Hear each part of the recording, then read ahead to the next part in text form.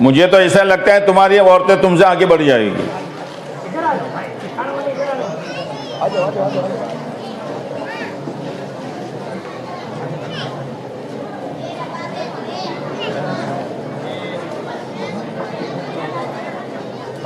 جو لکھا چکے بیٹھ جاؤ بیان میں، انشاءاللہ دعا ہوگی. کتنے بجے کتنے بجے؟ بھائی یہ جو ہماری وہاں بہنیں پیچھے بیٹھی ہوئی ہیں وہاں پر بھی ایک دو مستورات کھڑی ہو جائے، جو بہنیں لکھوانا چاہتی ہیں انہی بہنوں کے پاس لکھوا دیں.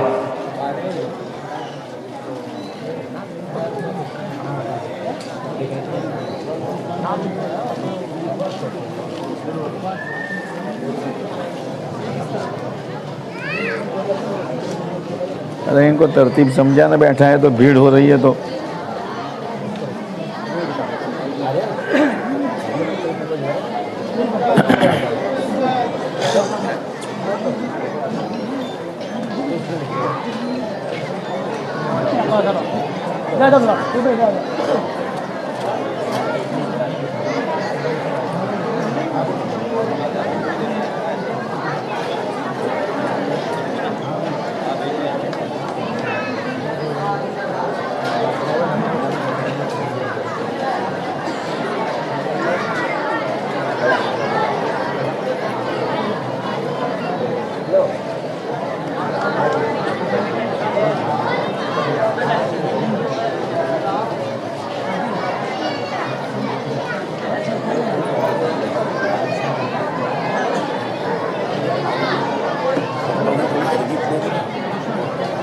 اتنے تو دی کتنی دھوپ. ماں بہنوں تم بھی شروع کرو جلدی سے. دے دو چوڑی سونے کی، دے دو رنگ سونے کی، ہاں دے دو، نہیں ہے تو لکھوا دو رقم. اللہ دے گا، دنیا میں بھی دے گا، آخرت میں بھی دے گا. ورنہ موت پر تو عورتیں تمہاری چوڑیاں نکال دے گی، تمہارے زیورات نکال دے گی، کوئی پوچھے گا بھی نہیں. ہاں مدرسہ بن رہا ہے، بار بار مدرسے نہیں بنتے.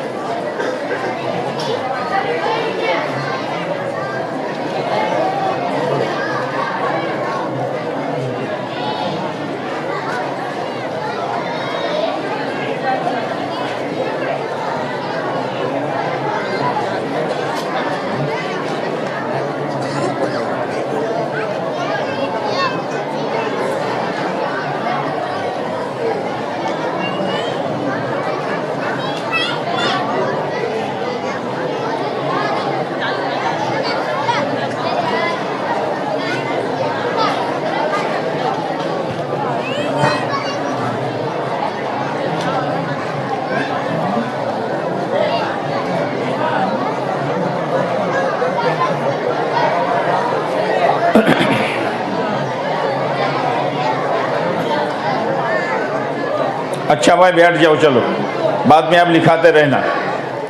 تو میں یہ کہہ رہا تھا کہ جتنے اولیاء کرام گزرے ہیں ان کی مائیں بڑی نیک تھی.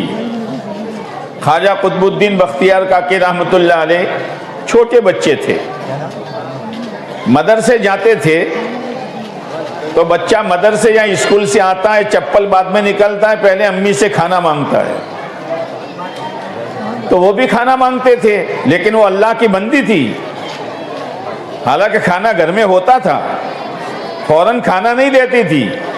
یوں کہتی تھی بیٹا کھانا تو اللہ دیتا ہے، اللہ سے مانگو، ہاں اللہ سے مانگو، میری بہنوں میرے بھائیوں جو مانگنا ہو اللہ سے مانگو، سجدہ اللہ کے سامنے کرو، منت اللہ کے نام کی مانو، ہاتھ اللہ کے دربار میں پھیلاؤ، جولی اللہ کی چوکھٹ پر بچھاؤ، ادھر ادھر مت جاؤ، اللہ بہت ناراض ہوتا ہے، میں نے تجھے پیدا کیا ہے اور میرے گھر کو چھوڑ کر تو کہاں کہاں جا رہا ہو، کہاں کہاں جا رہی ہے، اللہ کو یہ چیز پسند نہیں ہے۔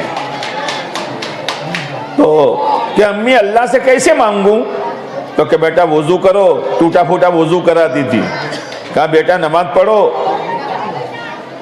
اور پھر کہتے اللہ کھانا دو، ماں چپکے سے طاق میں کھانا رکھ دیتی تھی، کہا بیٹا دیکھو اللہ نے دیا ہوگا، اللہ دیتا ہے، ماں کے راستے سے دیتا ہے، باپ کے راستے سے دیتا ہے، دکان کے راستے سے دیتا ہے، نوکری کے راستے سے دیتا تو اللہ ہے، وہ کھانا لیتے کھا لیتے۔ کئی دنوں تک یہ پریکٹس کراتی رہی تاکہ میرا بیٹا اللہ سے مانگنے والا بنے۔ ایک مرتبہ ماں کو کہیں رشتہ داری میں جانا ہوا، کھانا رکھنا بھول گئی، جب وقت ہو گیا تو دوڑتی بھاگتی آئی، اے اللہ آج تو کھانا رکھا نہیں ہے، میرا بیٹا آئے گا، وضو کرے گا، نماز پڑھے گا، دیکھے گا کھانا نہیں ہوگا تو میری محنت پر پانی پھر جائے گا، اور وہ یوں کہے گا تو امی رکھتی تھی، اے اللہ تو لاج رکھ لے، میں جلدی سے پہنچوں اور کھانا رکھوں اس کے بعد میرا بیٹا آوے۔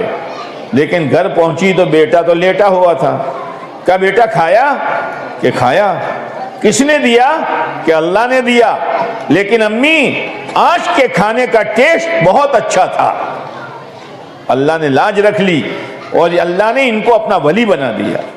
اس لیے میری بہنوں میرے بھائیوں اپنی اولادوں کو نیک و صالح بنانے کی دعائیں کرو، فکر کرو، مدرسے میں پابندی کے ساتھ بھیجو، لیکن مدرسے میں جو سکھایا جاتا ہے، میں آپ سے یہ کہتا ہوں کہ مولوی صاحب جو آپ کے بچوں کو سکھاتے ہیں، اگر روزانہ ماں باپ صرف ان سے سن لے تو سنتے سنتے ان کی زندگی میں دین آ جائے گا۔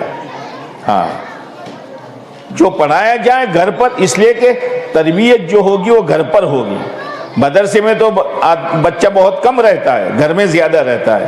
گھر کا ماحول اسلامی بناؤ، گھر کا ماحول سنت والا بناؤ، گھر کا ماحول جو ہے دین والا بناؤ، تو بچوں کا پڑھا ہوا کام آئے گا اور وہ پڑھا ہوا ان کی زندگی میں آئے گا۔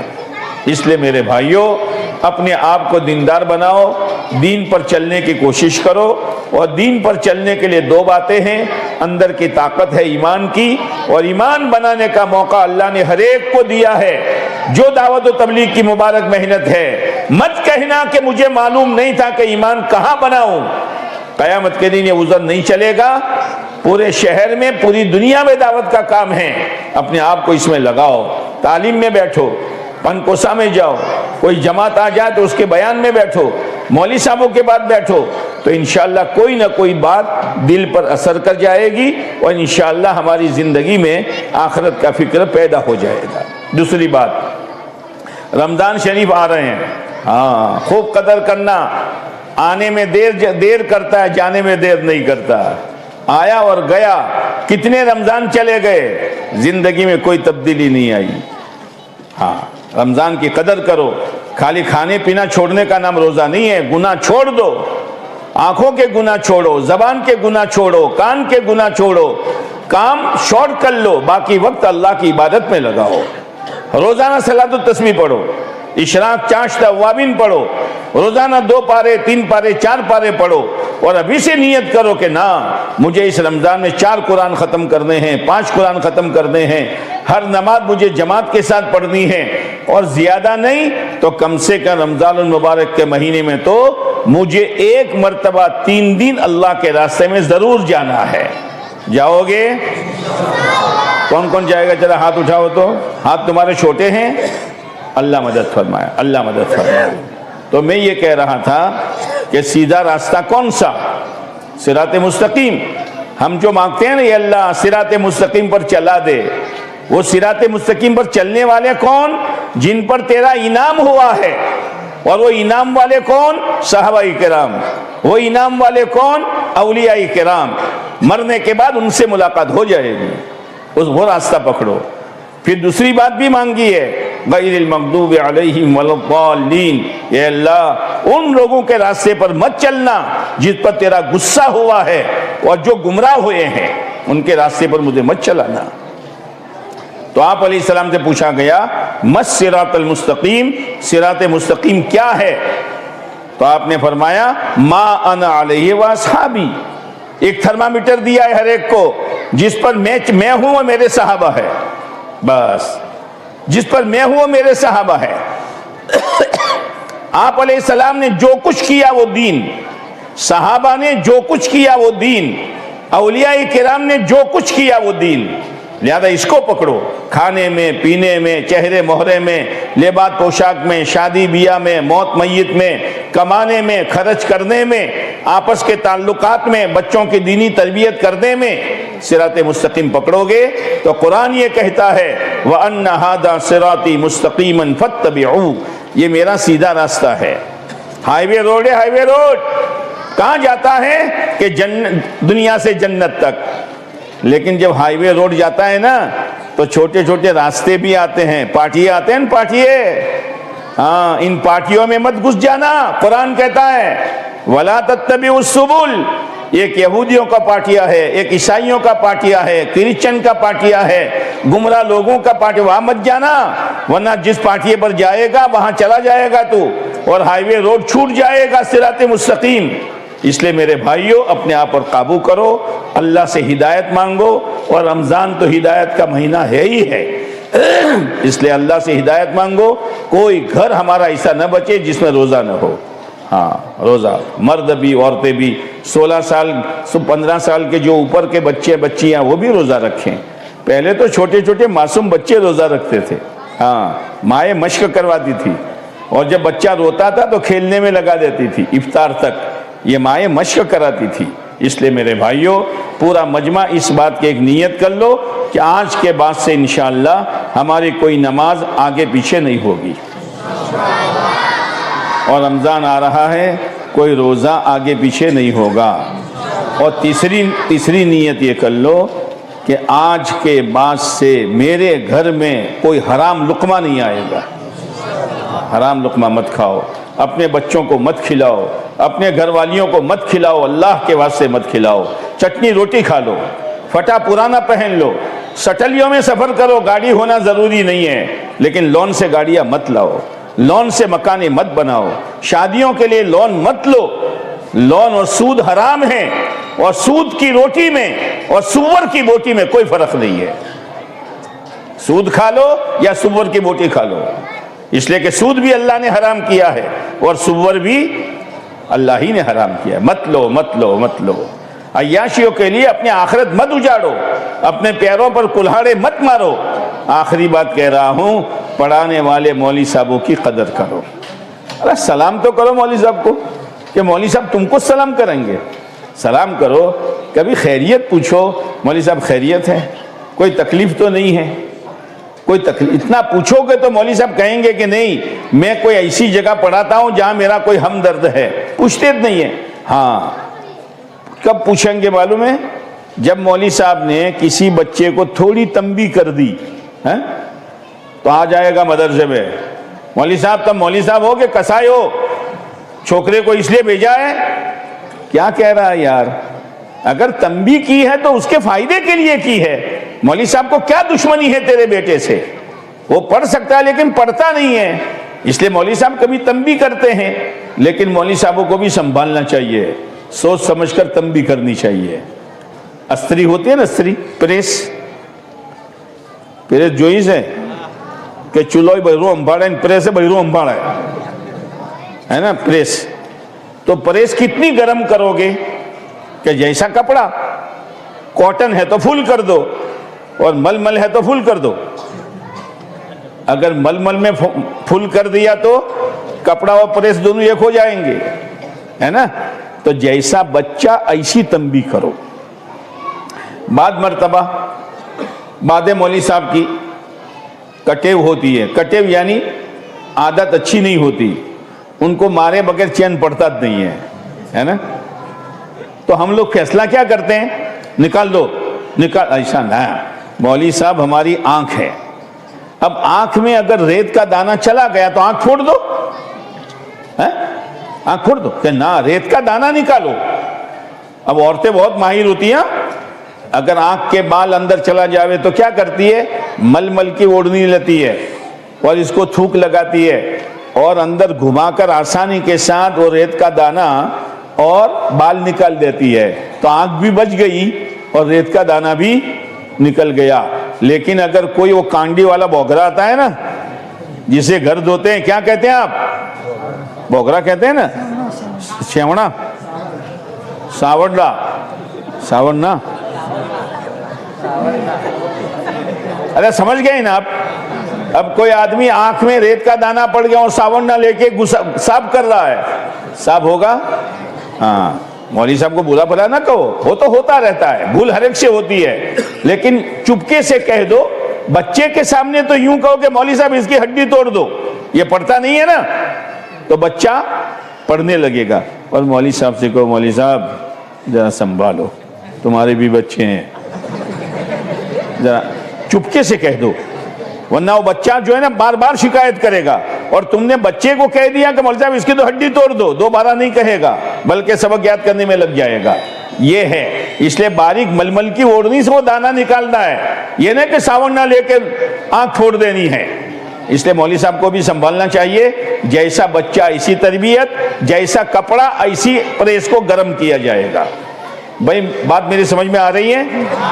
اب تم نے جو رقم لکھائی اللہ اس کو قبول فرما دے، لیکن اتنی رقم سے مدرسہ بنے گا نہیں.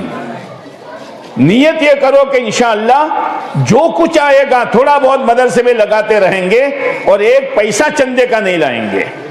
ہماری عورتوں کی طرف سے ابھی آیا نہیں، اس لیے کوئی بیچاری پردی میں ہے. صبح دیکھنا کتنے گلے کے ہار آ جائیں گے، کتنی انگوٹھیاں آ جائے گی اور کتنی چوڑیاں آ جائے گی. وہ تم سے آگے بڑھ جائے گی، تم گھر میں منہ بتانے کے قابل نہیں رہو گے. تم نے کیا لکھایا؟ میں تو 500 لکھا کے آیا، بس 500. میں نے تو سونے کی انگوٹھی دے دی. تو تم کیا کہو گے؟ اتنا بتا دیا ہوتا، اتنا سارا. پر ہوش میں رہنا، وہ تو کہنے والے تو کہہ کر چلے گئے اور تو نے سونے کی انگوٹھی دے دی. ایسا کہو گے؟ ایسا کہو گے کہ شاباشی دو گے کہ تم مجھ سے آگے بڑھ گئی؟ ارے کچھ کرو گے. اللہ تعالی ہماری جلسے کو بے انتہا قبول فرما دیں، خیر کے وجود میں آنے کا ذریعہ بنا دیں، اور ہمارے دلوں میں اللہ اس مجلس میں آخرت اتار دے اور آخرت کا ذوق و شوق پیدا کر دے. درود شریف پڑھ لیں. اللہم صلی علی سیدنا مولانا محمد وعلی آل سیدنا مولانا محمد وبارک وسلم. ربنا ظلمنا انفسنا وان لم تغفر لنا وترحمنا لنكونن من الخاسرين. ربنا آتنا في الدنيا حسنة وفي الآخرة حسنة وقنا عذاب النار. ربنا لا تزغ قلوبنا بعد إذ هديتنا وهب لنا من لدنك رحمة إنك أنت الوهاب. اے اللہ ہم سب گنہگار ہیں، خطاوار ہیں، پاپی ہے. اے اللہ ہم سب کو تو معاف فرما دے. تیرے بندے بھی جمع ہیں، تیری بندیاں بھی جمع ہیں. اے اللہ آج تک جتنے گناہ کیے، جتنے پاپ کیے، سب کو معاف کر دے. آئندہ ہر گناہ سے، ہر پاپ سے تو ہماری حفاظت فرما. اے اللہ ہماری بہنوں کو اور تیری بندیوں کو شرم حیا والی زندگی نصیب فرما، پردے والی زندگی نصیب فرما، تقوی والی زندگی نصیب فرما. اپنے بچوں کی دینی تربیت کا فکر نصیب فرما. کھانا پکاتے پکاتے وہ تیرا نام لے رہی ہو، جھاڑو لگاتے لگاتے وہ پیارے نبی علیہ السلام پر درود بھیج رہی ہو. اے اللہ ان عورتوں کو تو نیک بنا دے تاکہ ان کی گودوں میں پلنے والی اولادیں نیک بنے. اے اللہ ان تیرے بندوں کو بھی نیک بنا دیں. اے اللہ ہمیں حلال پاک روزی برکت والی نصیب فرما، حرام روزی سے ہماری حفاظت فرما. اے اللہ رمضان المبارک کی صحیح معنوں میں قدر کرنے کی ہمیں توفیق نصیب فرما. اے اللہ موت سے پہلے پہلے موت کی بہترین تیاری کرنے کی توفیق نصیب فرما. اے اللہ روزہ رکھنا آسان فرما، تراویح پڑھنا آسان فرما، تلاوت کرنا آسان فرما، دعائیں مانگنا آسان فرما. اے اللہ اپنا ایمان بنانے کے لیے اور اپنی زندگیوں میں اعمال کا جذبہ پیدا کرنے کے لیے اے اللہ تیرے راہ کی محنت دعوت و تبلیغ کے لیے تو ہم سب کو قبول فرما۔ اے اللہ اس پورے مجمع میں جو بیمار ہو شفا نصیب فرما، پریشان حالوں کی پریشانی کو دور فرما، بے اولادوں کو نیک صالح اولاد نصیب فرما، بے روزگاروں کو حلال روزگار نصیب فرما، بے جوڑوں کو نیک صالح جوڑا نصیب فرما۔ اے اللہ اس مدرسے کو قبول فرما، اس مدرسے کو قبول فرما، پڑھنے والے بچوں کو قبول فرما، پڑھانے والے مدرسین کو قبول فرما۔ اے اللہ اس مہنگائی کے زمانے میں یہ مدرسین کرام چھوٹی چھوٹی تنخواہوں میں پڑھا رہے ہیں، اے اللہ ان کی روزیوں میں برکت نصیب فرما، بچوں پر آخرت کو سامنے رکھ کر عبادت سمجھ کر محنت کرنے کی توفیق نصیب فرما۔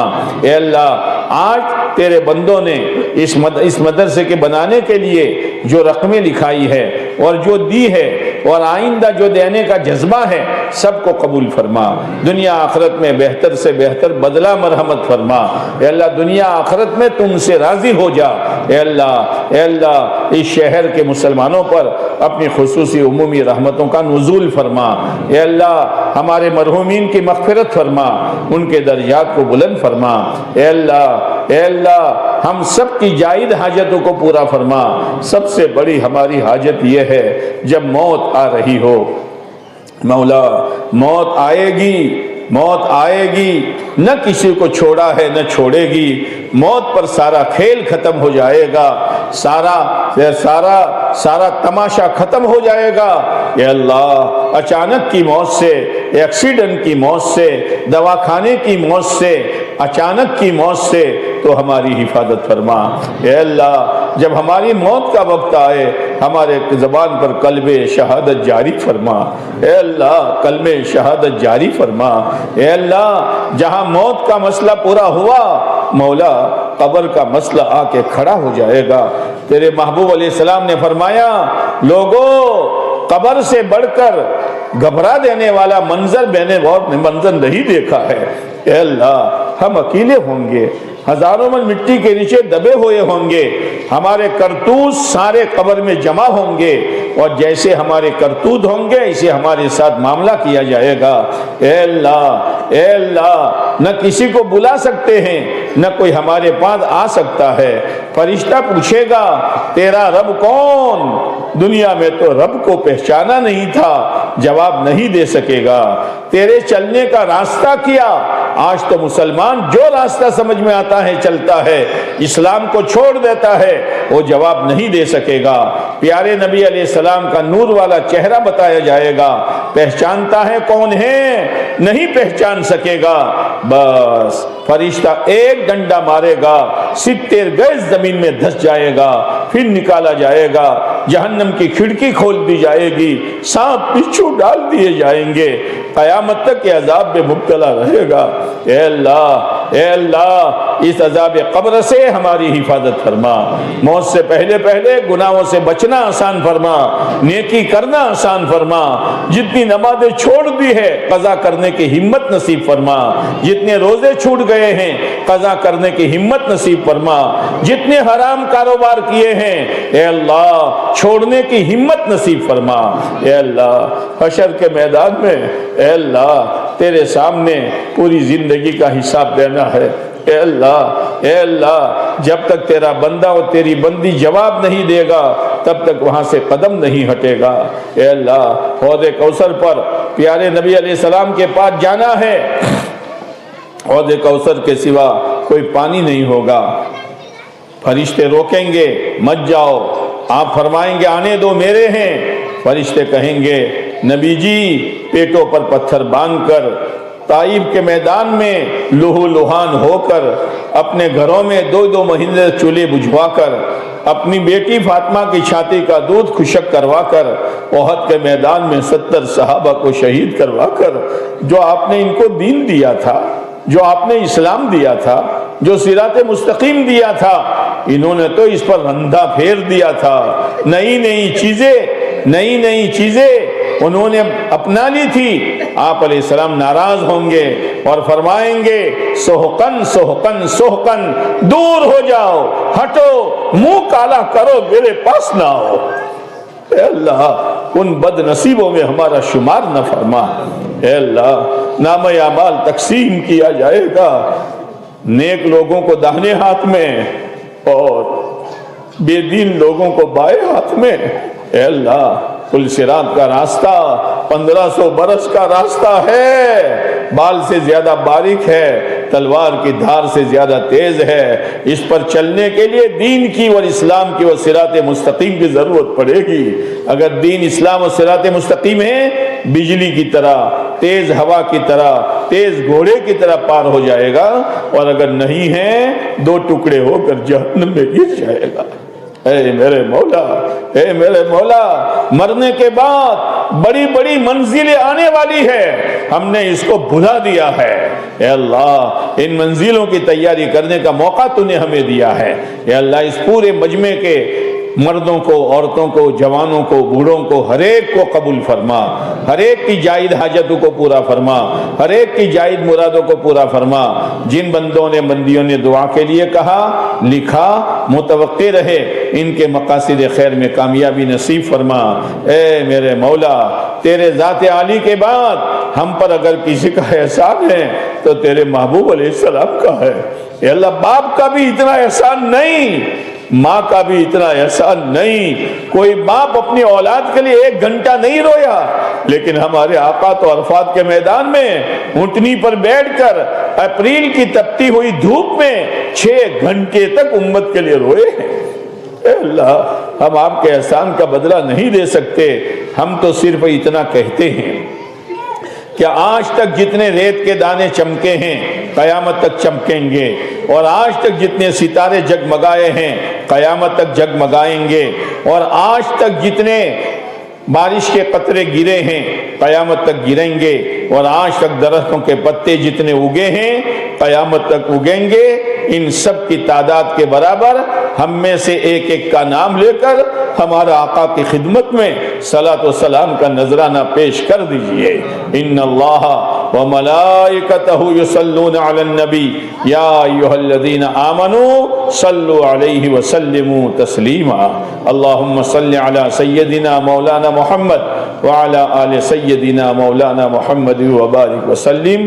اے اللہ پیارے نبی علیہ السلام نے جو جو خیر مانگی ہمیں عطا فرما، جن شرور سے پناہ چاہی ہماری اور پوری امت کی حفاظت فرما۔